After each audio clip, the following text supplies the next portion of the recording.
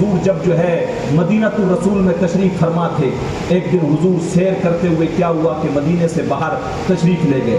جب ایک جگہ کہیں پہ گئے تو دیکھا کہ ایک قافلہ ٹھہرا ہوا ہے، کہیں سے پڑاؤ کیا ہوا ہے۔ حضور گئے، ان کے اونٹ جو ہے وہ چراگاہوں میں چر رہے تھے۔ ایک سرخ رنگ کا اونٹ حضور نے دیکھا، حضور کو وہ اونٹ پسند آ گیا۔ حضور نے قافلے والوں سے پوچھا یہ تمہارا اونٹ مجھے بڑا پسند آ گیا، تم نے بیچنا ہے؟ انہوں نے بیچنا تھا یا نہیں بیچنا تھا، جب حضور کا رخ زیبا دیکھا، جب 14 والے چاند کی طرح چمکتا ہوا حضور کا چہرہ دیکھا تو فوراً کہہ اٹھے ہاں حضور بیچنا ہے۔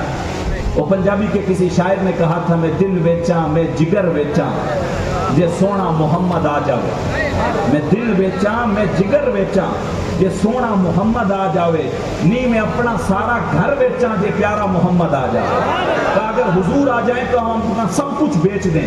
انہوں نے بیچنا تھا یا نہیں بیچنا تھا، لیکن جب حضور نے پوچھا تو کہا ہاں ہم نے بیچنا ہے۔ امام زرقانی لکھتے ہیں کہ پھر کیا ہوا، حضور نے کہا میں تو کوئی اونٹ خریدنے کی غرض سے تو آیا نہیں تھا، میں تو آیا تھا سیر کرتے ہوئے، تمہارا اونٹ مجھے پسند آ گیا، اب میرے پاس قیمت تو ہے نہیں، میں ابھی جو ہے اونٹ لے کے جاتا ہوں اور ابھی تمہاری قیمت بھجوا دیتا ہوں، یہی مدینہ الرسول کے اندر میں رہتا ہوں۔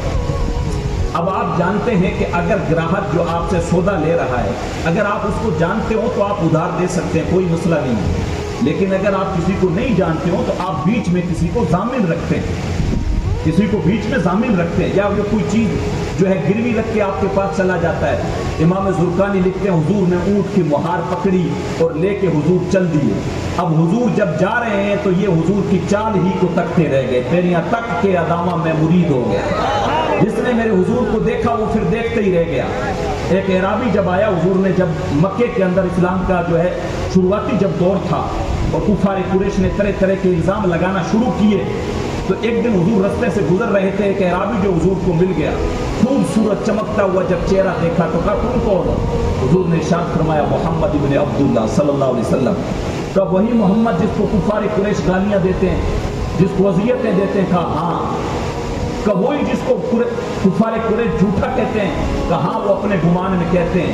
تو خدا کی قسم جس کا چہرہ اتنا خوبصورت ہو وہ کبھی جھوٹ بول ہی نہیں سکتا۔ وہ اعرابی حضور کے ہاتھ پہ جو ہے ہاتھ دے کے اسلام میں داخل ہو جاتا ہے۔ اسلام تلوار کے زور سے نہیں پھیلا ہے، اسلام کو ہم پڑھیں، اسلام کی حقانیت کو پڑھیں، سمجھیں، اسلام اخلاق کے اعتبار سے پھیلا ہے، اسلام محبت سے پھیلا ہے، اسلام اخوت سے پھیلا ہے، اسلام بھائی چارے سے پھیلا ہے۔ حضور علیہ السلام نے جب ان کا اونٹ لیا اور لے کے جب چل پڑے تو امام زرقانی لکھتے ہیں کہ وہ جو ہے حضور کی چال ہی کو تکتے رہ گئے، اور جب حضور ان کی آنکھوں سے اوجھل ہو گئے تو کچھ دیر سکتے سے جب باہر آئے تو دل پہ ہاتھ رکھ کے جو ہے کھڑے ہو گئے۔ جب سکتے سے باہر آئے تو ایک دوسرے سے باتیں کرنے لگے، یار ہم لوگ بڑے عجیب ہیں، ایک اجنبی شخص آیا ہم سے اونٹ لے گیا، کوئی قیمت بھی نہیں دی، ہم نے پتہ بھی نہیں پوچھا، نہ کچھ معاملہ، اور اونٹ اس کو ایسے ہی دے دیا۔ پہلے والے شخص سے پوچھا کہ کیا معاملہ ہے؟ تم نے اس کا نام ہی پوچھ لیا ہوتا، اس کا پتہ ہی پوچھ لیا ہوتا۔ وہ کہنے لگا یارو میں تمہیں کیا بتاؤں، جب وہ باتیں کرتا تھا تو منہ سے پھول جھڑتے تھے، میں تو اسی منظر کو دیکھتا رہ گیا۔ کہا اچھا، دوسرے والے سے پوچھا تیرا کیا معاملہ تھا، تو کون سی چیز میں کھویا رہا، تو کون سی چیز میں کھویا رہا؟ وہ کہنے لگا میں کیا بتاؤں، جب وہ مسکراتا تھا اس کے چہرے سے ایسا نور نکلتا تھا، سامنے والے پہاڑ پہ عکس پڑتا تھا، میں تو اسی منظر کو دیکھتے رہ گیا، میں تو پوچھنا ہی بھول گیا۔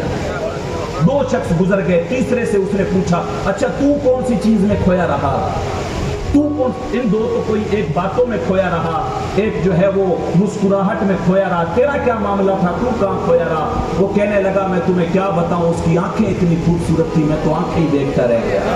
اعظم چشتی ایک جو ہے اپنے قریبی پڑوسی ملک کا شاعر گزرا ہے، اس نے اپنے لہجے میں کہا تھا کیا خوب سجن دیاں اکھیاں نے، کیا خوب سجن دیاں اکھیاں نے، جی میں بھر کے سرائیاں رکھیاں نے، اجے تو میرا یار نہیں دکھا، دکھا بولتے ہیں دیکھنے کو، اجے تو میرا یار نہیں دکھا، جنوں ویکھ کے چن شرماوے، ادھی راتی دل چڑھ جاوے، جے وہ رخ تو نقاب اٹھاوے، جے وہ نکلے سیر کرن سارا گلشن شیش نہ آوے، جے وہ ہاتھ رکھے پھلا وچ ہاتھ پھلا تو ود جاوے، نین نشیلے مست رسیلے وچ سونا کجل سہاوے، اکھ اگڑے تے انج پیا جاپے جی میں خانہ کھل جاوے، जे ओ खोले पेच जुल्फ दे अते राई राह भूल जावे।